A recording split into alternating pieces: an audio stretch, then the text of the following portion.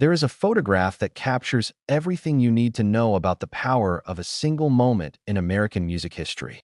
Inside a small wood-paneled studio in Memphis, Tennessee, two men stand side by side, both smiling with the kind of quiet triumph that comes from knowing you have just changed everything. One is Johnny Cash, still dressed in his dark Air Force uniform, his jaw set with a new kind of confidence, his eyes reflecting a light that was not there just hours before. The other is Sam Phillips, the legendary producer who had already discovered Elvis Presley and Jerry Lee Lewis, and his eyes shine with the satisfaction of a man who has just found lightning in a bottle for the third time in his extraordinary career. They know what they have done. They know that the recording they have just made will shake the foundations of country music and create a sound that America has never heard before, a sound that will echo through generations and influence everyone from Bob Dylan to Bruce Springsteen to 1,000 artists who have not even been born yet.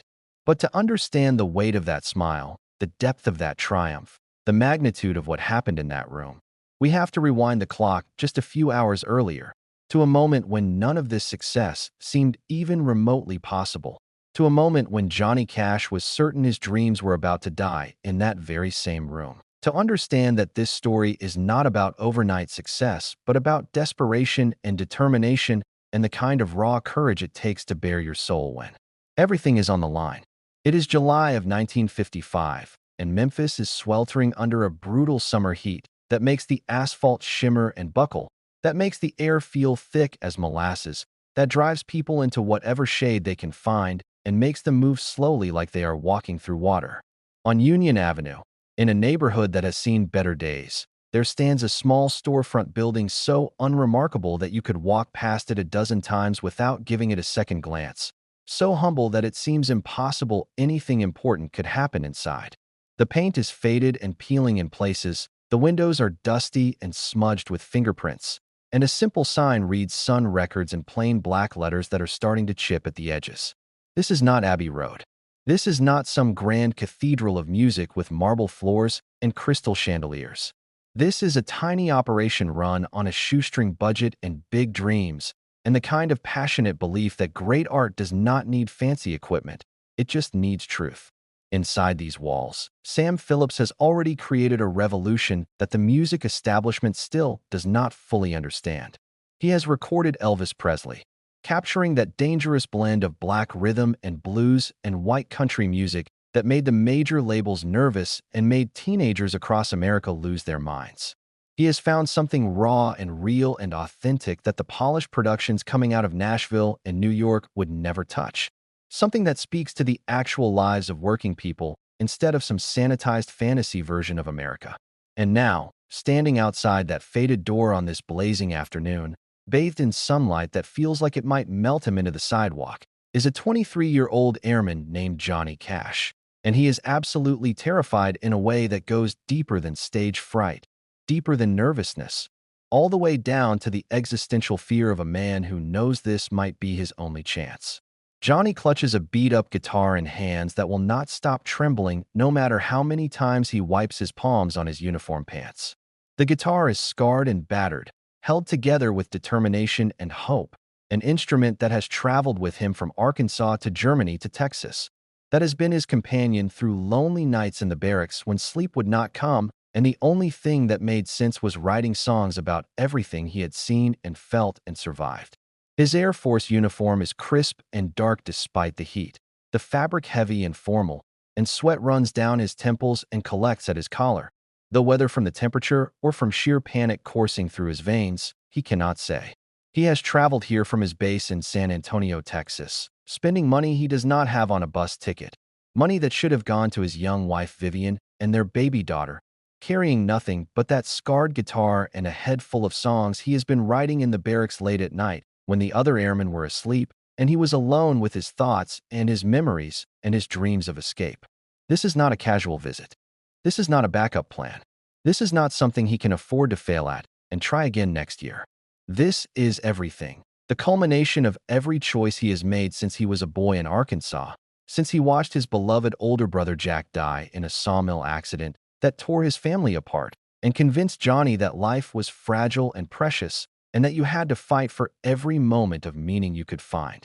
Johnny knows that his time in the service is running out, that his discharge papers are coming soon, that the protective bubble of military structure is about to pop and leave him facing the real world with no safety net and no clear path forward. He knows that when he gets out, the expected thing, the sensible thing, the thing everyone assumes he will do is return to the cotton fields of Arkansas, to a life of brutal poverty that broke his father's back and turned him into a hard, bitter man, to the kind of endless physical labor under a merciless sun that crushes dreams and kills hope and leaves you with nothing but aching muscles and empty pockets. He has seen what that life does to a man. He has watched it drain the joy out of people he loves, watched it turn his father Ray into someone who could barely express affection, watched it create a world where survival was everything and beauty was a luxury no one could afford.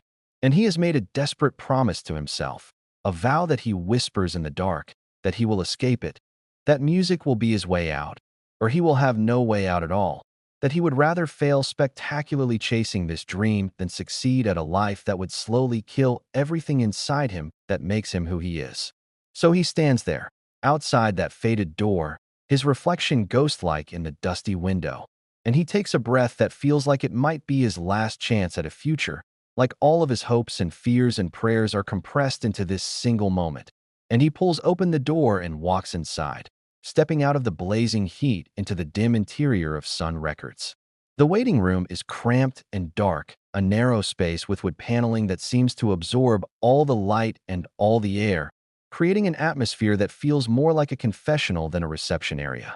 There is a small desk covered with papers and ashtrays overflowing with cigarette butts, a few mismatched chairs that have seen better days, a water-stained ceiling, and the overwhelming sense that you are not welcome here unless you have something extraordinary to offer. That Sam Phillips has no patience for dreamers who cannot back it up with talent. The walls are thin enough that Johnny can hear sounds from deeper in the building, the ghost of music from earlier sessions, the murmur of business being conducted, and each sound makes his anxiety spike higher. Johnny sits down in one of those chairs and waits, his guitar across his knees, his back rigid with tension, his heart hammering so hard, he is certain everyone in the building can hear it, certain that his nervousness is as visible as a neon sign. Minutes stretch into what feels like hours. The clock on the wall ticks with a sound that seems impossibly loud in the silence. He can hear voices from the back, the muffled sound of music being played back through speakers, the low rumble of men talking business in tones he cannot quite make out. He thinks about leaving. He seriously considers standing up and walking out that door and catching the next bus back to San Antonio, and never telling anyone that he was foolish enough to believe he belonged in the same building as Elvis Presley, foolish enough to think that a poor boy from Dyess, Arkansas, had any right to dream this big. His hands tighten on the guitar neck. His throat is dry. And then a door opens, and everything changes. Sam Phillips emerges from the back office, and Johnny's first impression is of a man who has absolutely no time for nonsense, no patience for excuses, no interest in anything except the truth. Sam is in his early 30s, but carries himself with the authority of someone much older, someone who has built something from nothing and guards it fiercely. He is dressed in a white shirt and a dark tie despite the oppressive heat, his hair slicked back in the style of the era, his expression serious and businesslike, and utterly unreadable. He moves with the efficiency of someone who has heard 1,000 amateurs walk through that door claiming they're going to be the next big thing, and he has learned to spot the real thing in about 30 seconds. Learned to hear the difference between someone who wants to be famous and someone who has no choice but to make music because it is the only way they know how to tell the truth about their lives. There is a vintage rotary phone on the desk, black and heavy with a coiled cord, and Sam picks up the receiver as he looks at Johnny for the first time, his eyes cold and assessing, taking in the uniform, the beat-up guitar, the nervous energy radiating off this young man like heat. This is not a warm welcome. This is not encouragement. This is not the kind of meeting where someone tells you that you are special and talented and destined for greatness. This is a man who has built something important in an industry that tried to ignore him, and he is not about to let some kid in a uniform waste his time or his tape or his reputation. Sam asks Johnny what he has got, and his voice carries the weight of deep skepticism, the tone of someone who has been disappointed before and expects to be disappointed again. Johnny tries to explain. and he hates how his voice sounds. Too eager, too desperate, stumbling over his words as he talks about the songs he has written, the sound he hears in his head late at night, the feeling he is trying to capture. But the more he talks, the more he realizes he is not making sense, that you cannot explain music with words, that he just needs to play and let Sam hear it. Sam just nods slowly, his expression unchanging, giving nothing away, and Johnny can feel the audition slipping away before it has even begun, can feel his dream dying in this cramped waiting room. Sam tells him to go on back to the studio, and the way he says it makes it clear this is a courtesy, nothing more, that he is giving this airman a few minutes because he showed up and it costs nothing to let him try, but there is no expectation that anything will come of it.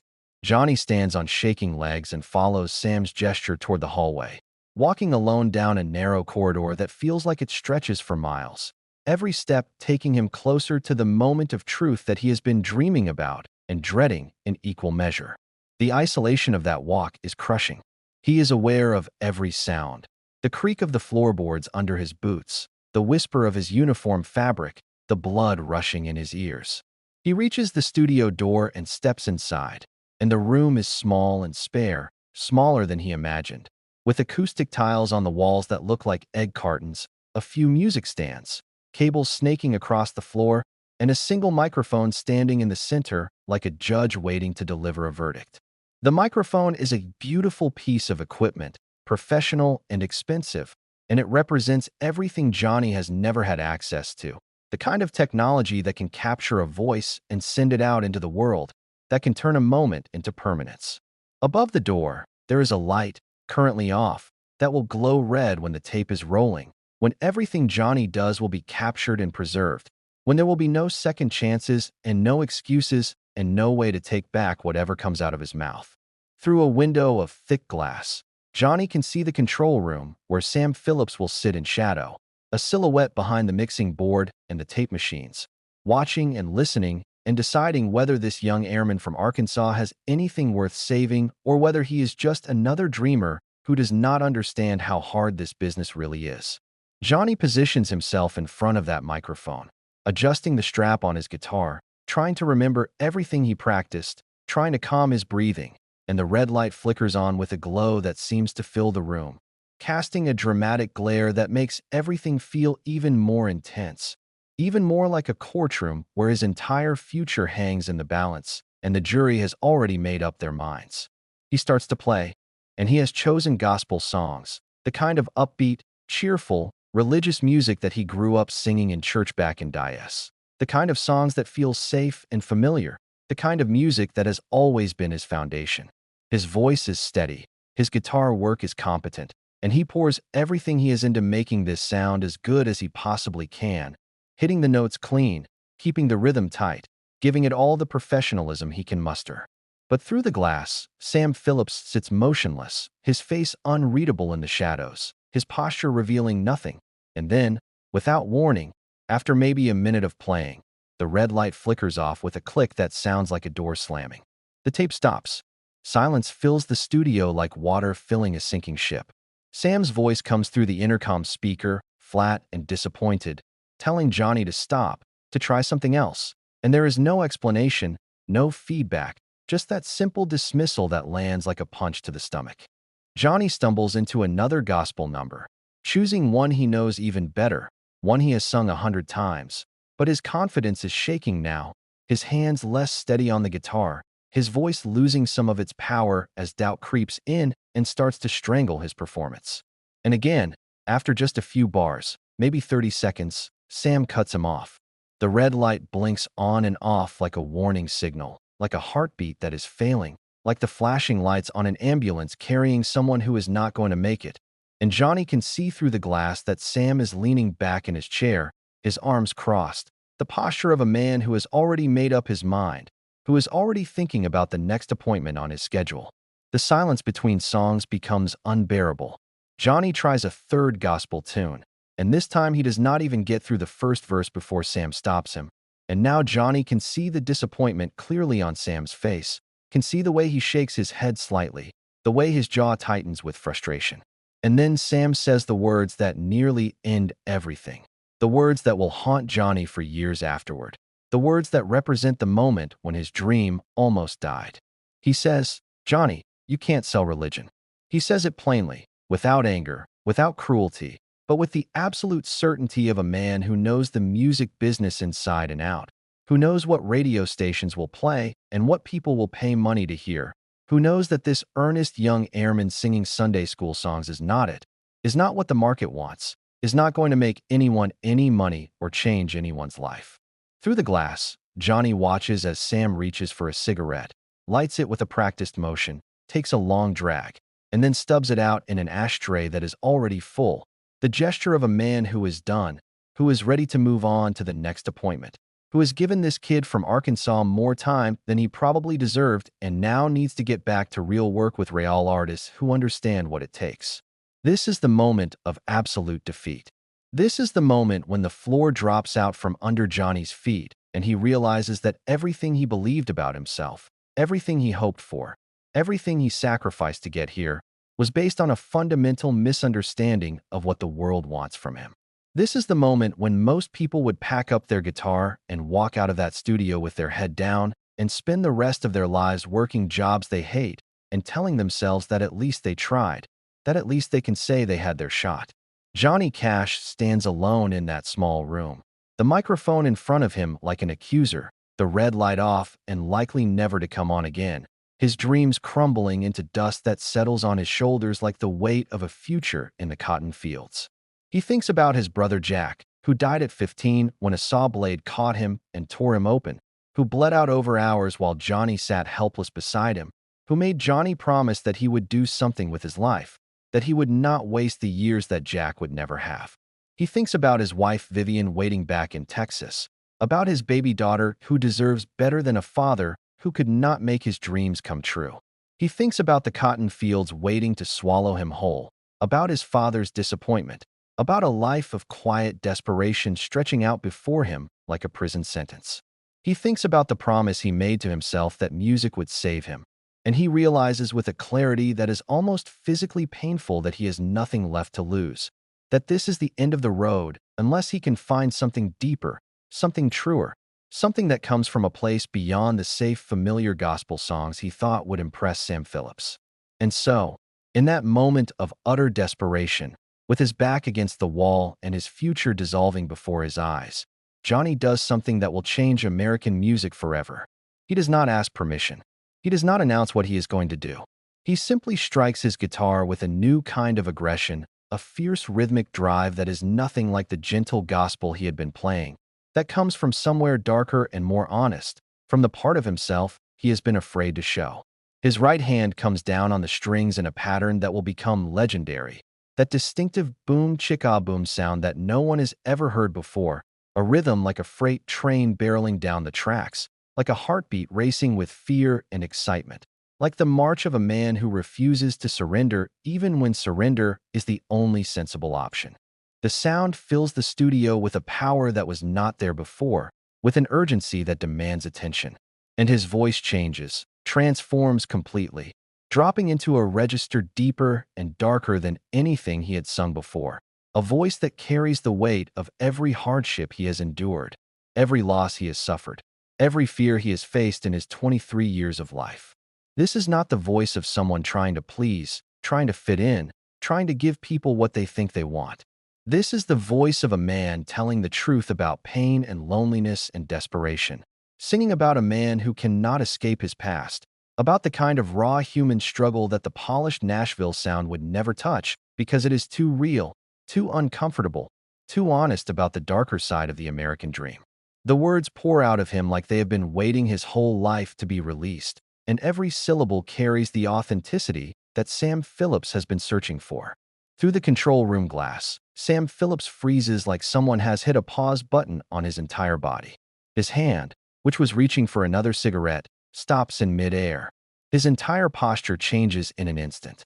His spine straightens. His eyes go wide. His mouth opens slightly in an expression of sudden shocking revelation, the look of a man who has just witnessed something he did not think was possible, who has just heard the future being born in his tiny studio. This is not what he expected when this nervous kid walked in. This is not another amateur with dreams bigger than his talent. Another wannabe who watched Elvis on television and thought it looked easy. This is something real, something dangerous, something raw and powerful that carries the authenticity that Sam has been searching for in every artist who walks through his door. The quality that you cannot teach or fake or manufacture. The quality that simply is or is not. Sam stands up from his chair so quickly that it rolls backward and hits the wall behind him, and he leans forward toward the glass with both hands pressed against it, his eyes wide with complete awe, his professional skepticism completely shattered by what he is hearing. He is hearing the future of country music. He is hearing a sound that will define a generation, that will create the foundation of what will later be called outlaw country, that will inspire everyone from Waylon Jennings to Merle Haggard to Willie Nelson to artists in completely different genres who will recognize the power of this kind of unvarnished honesty. He is hearing Johnny Cash finally, fully, become himself, shedding the costume of what he thought people wanted and revealing the artist he was always meant to be. The transformation in that room is total and irreversible. The fear that had paralyzed Johnny is gone, burned away by the intensity of what he is feeling, replaced by a kind of fierce confidence that comes from knowing you are telling your truth and nothing else matters.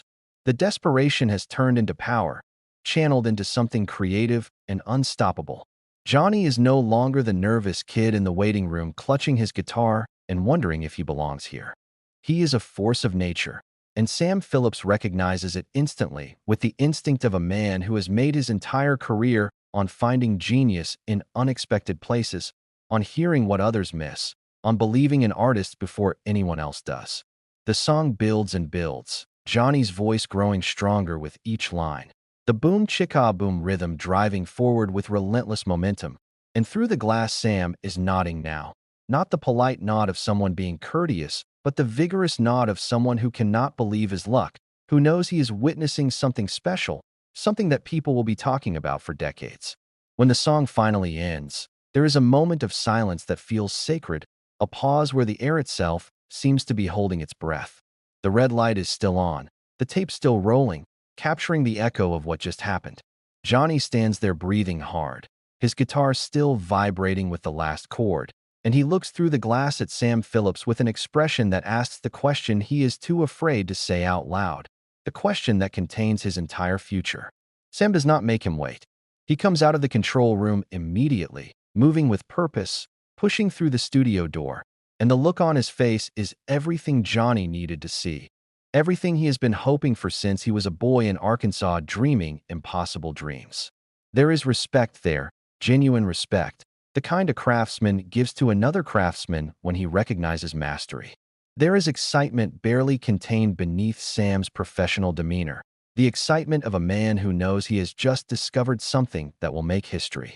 Sam walks right up to Johnny and places a hand on his shoulder in that dimly lit room, a gesture of connection between two men who both understand that they have just captured something rare and true, that they have just bottled lightning in that little studio on Union Avenue, that the recording they have made will echo through the decades and influence millions of people who have not even been born yet. They smile at each other, and it is the same smile we saw in that photograph, the smile of triumph and relief, and the profound satisfaction of knowing that all the struggle, all the fear, all the desperate hope, all the nights of doubt and days of uncertainty have led to this moment of perfect creation. Sam tells Johnny that this is it. This is what he has been looking for. This is the real thing. Johnny feels tears pricking at his eyes, but he will not let them fall. Not yet. Not until he is alone and can process what has just happened. Sam is already talking about next steps, about bringing in a bass player and a guitarist, about recording a full session, about releasing this to radio stations and seeing how it performs. Johnny Cash will walk out of Sun Records that day as a different man than the one who walked in just a few hours earlier. He will no longer be just an airman with a dream, but an artist with a future, someone who has proven that he has something to say and the courage to say it in his own voice. Sam Phillips will release that recording, and it will climb the charts and launch one of the most important careers in American music history, a career that will span decades and produce songs that become part of the American consciousness. But in that moment, standing together in the small wood-paneled studio with the tape still rolling and the red lights still glowing, they simply know that something true has happened, that the music they have made together is honest and powerful and real, that it speaks to something deep in the human experience that cannot be faked or manufactured or polished into something safer. And Johnny knows, with a certainty that fills his chest and makes it hard to breathe, that he has kept his promise to his brother Jack, that he has found his way out, that music has saved him just like he always believed it would, and that sometimes, when you have nothing left to lose, when you stop trying to be what you think people want and start being exactly who you are, that is exactly when you find everything you have been searching for.